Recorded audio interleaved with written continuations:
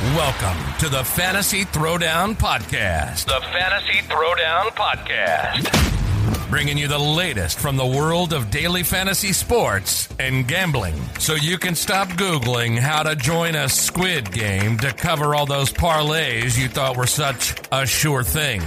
Now, sit back and listen to one of the sharpest minds in the game. Here's your host, Dwayne Callender. Hello and welcome to the show, everyone. We are going to get into the NBA playoffs. The next round is at hand here because, it's a quick turnaround since we didn't have any 7-game series for once in the opening round. But, it's unfortunate that we have injury news. Joel Embiid obviously going to be out indefinitely with an orbital bone fracture in his face. Closing out Toronto. I thought that was actually going to be the series where we actually had decent edge because a number of folks were still on that Philly side thinking they could beat the Heat as an underdog. Now that entire series has been pulled from the betting books. No one's actually put out a number on that series just because, obviously it's a huge disadvantage for Philly, and realistically, everyone's going to kind of bet for the sweep. So there's not a whole lot going on there. But let's talk about the upcoming matchups. Obviously, we have the defending champ Milwaukee Bucks being an underdog as a 3 seed to Boston as a 2 seed. It is what it is. The Bucks are actually underdogs in the series to the Celtics. Celtics, you're probably going to get around minus 200. Bucks are plus 175. Bottom line, the series comes down to how good Jason Tatum looked against the Nets. People saw that Milwaukee did lose Chris Middleton, so that's what people are factoring into the pricing, is the fact that Middleton is still out with the knee injury, and they think that the Bucks wouldn't be able to overcome the Celtics. I kind of look at this as a case of, we know Giannis is overall the best player in the series. Can the Bucks slow down Jason Tatum enough? I think Jason Tatum is in line for another big series just because you would have thrown Middleton on him. You can only spare Drew Holiday so much because I think they'll just use Drew to shut down Jaylen Brown. So I think this kind of comes down to Tatum.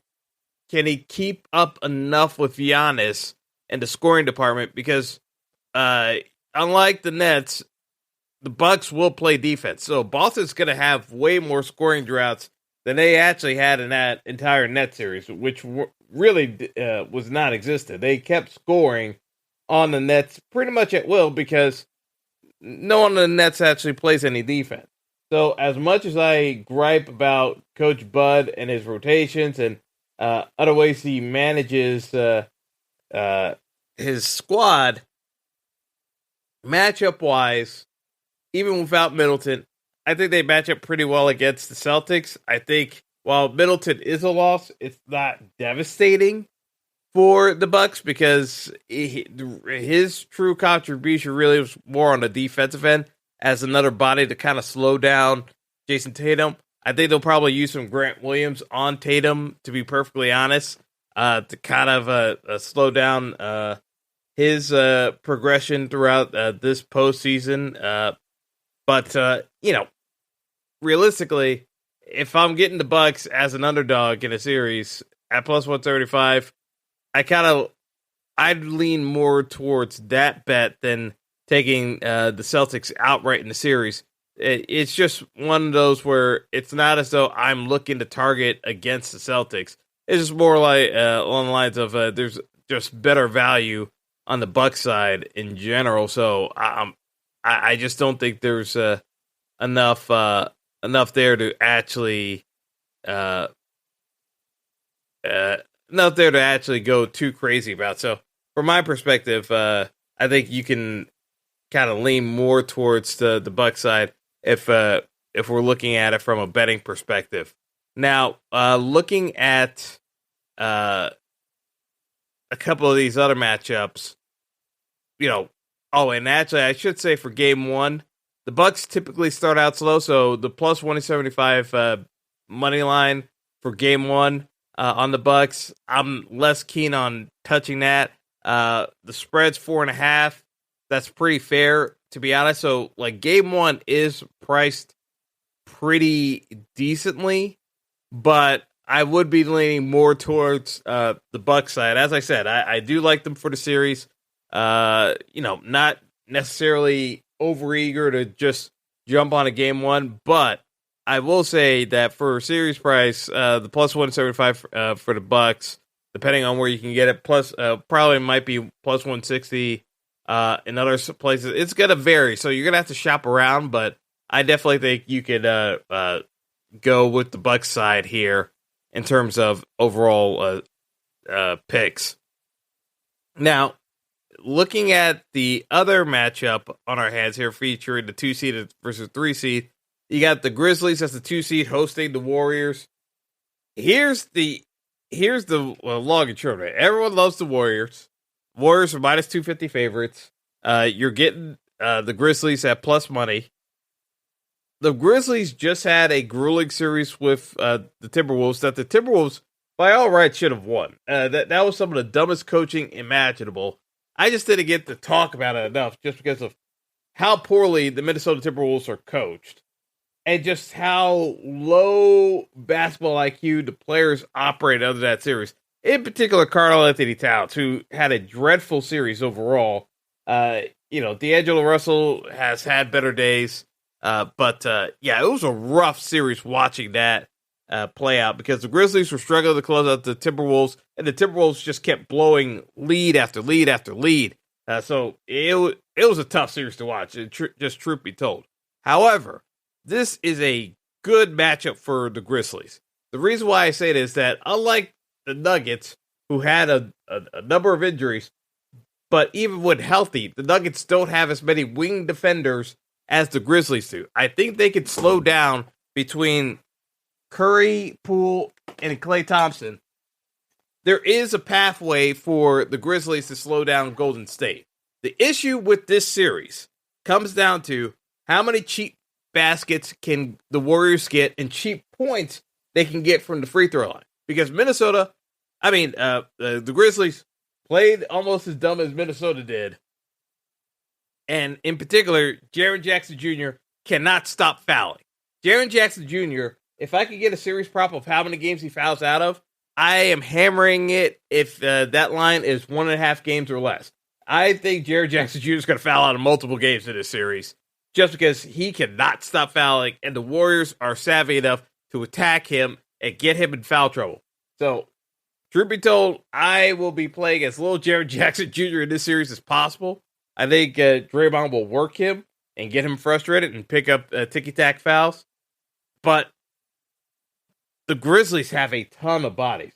So I think they'll use a lot of Dillon Brooks to try to slow down the perimeter. That's why I don't like Brooks as much from an offensive standpoint in this series. I think they're going to use him primarily to just sell out and slow down Steph Curry as much as he can. And again, people are expecting Steph and Klay to just pop off every game in the series. I just don't think that's the case. I think the Warriors still win the series, but it's not the craziest thing in the world to throw out a bet on the Grizzlies pulling off an upset. In particular, I think they dropped this first game just because they had a tough game Friday night. They're coming back on a short turnaround. You got 1 day of rest, if that.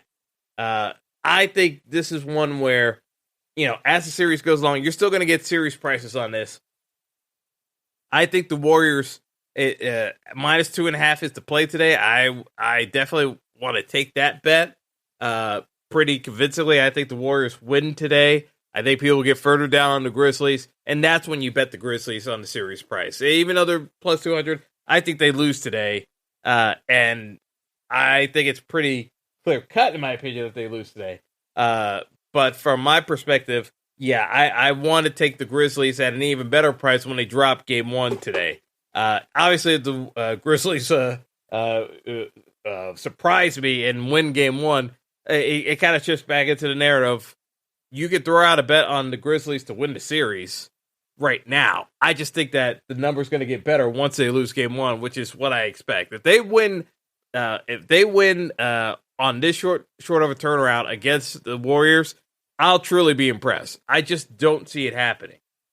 The other matchup, obviously we talked a little bit about Philly and Miami not being the series that we thought. We don't have any lines for it.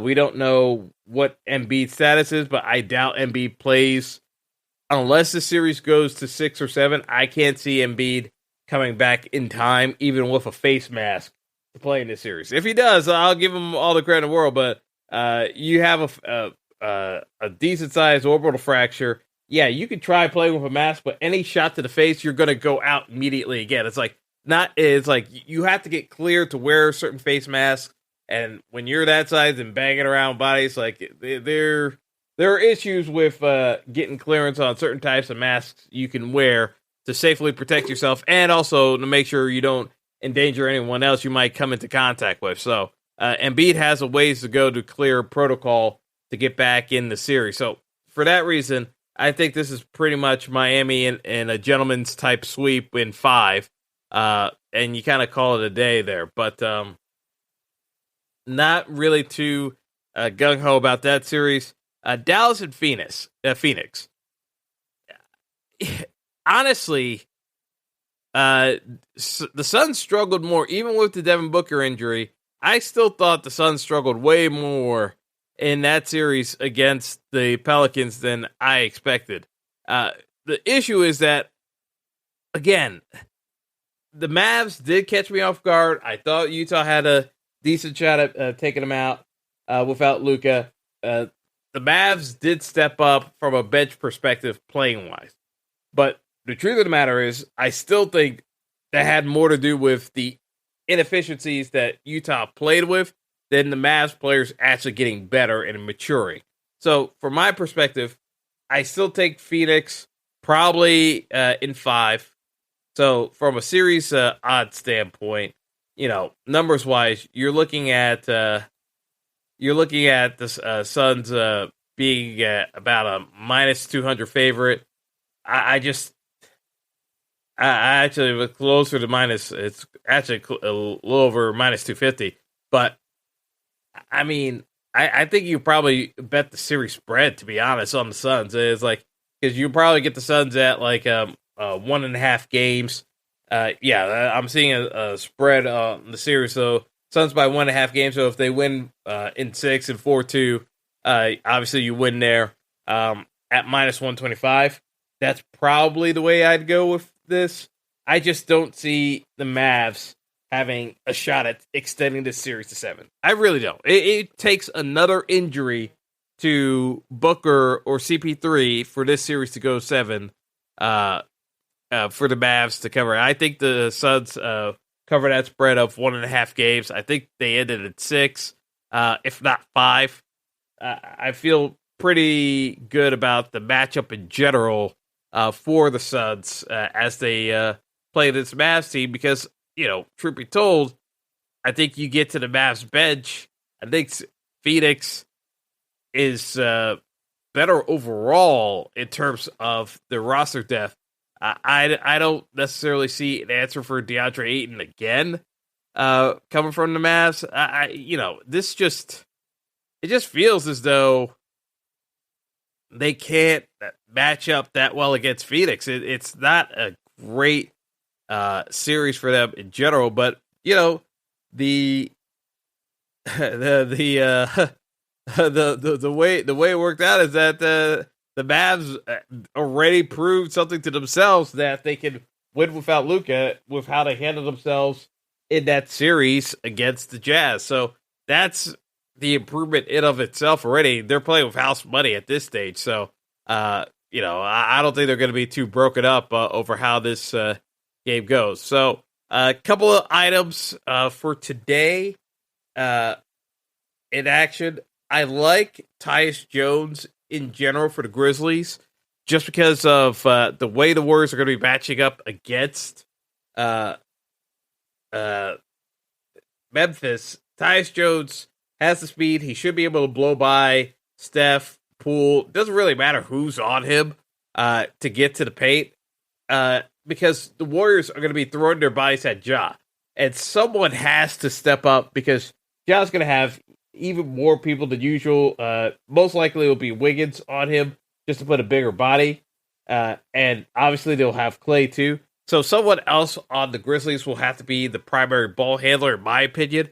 I just don't think they're going to saddle Ja with trying to run the offense all by himself. So to me, this comes down to someone like Tyus Jones stepping in. Obviously, Desmond Bane had a massive series against the Timberwolves, but you don't want to necessarily get into a jump shooting contest with Golden State. So somebody's going to have to get to the hoop. I look at Tyus Jones. He's got a prop on DraftKings for combined points, rebounds, and assists at 14.5. I'll definitely take some action on that one. I definitely think he goes over on that. But, in terms of actions today, I would say take the Warriors minus 2.5. I'll take some action on the Bucks as an underdog today. I just think it's fairly priced, but I would rather take the Bucks, if anything, over the Celtics points wise. Not to win the game, but just on the points alone, I feel a little bit better on the Bucks side. But I would take the Tyus Jones prop at 14.5 combined for points, rebounds, and assists over betting on the Bucks today. But those will be the three I would throw out today.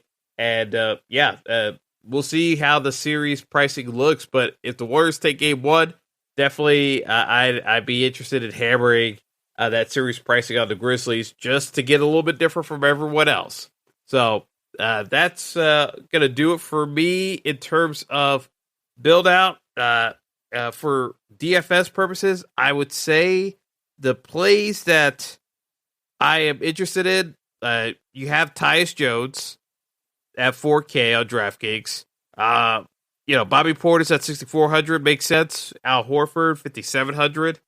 That allows you a path to get both Tatum and Giannis. And I think you have some quality role players to fill out your roster. So, we'll see how it goes, but I definitely like Tatum. I definitely think Giannis scores quite a bit against Boston.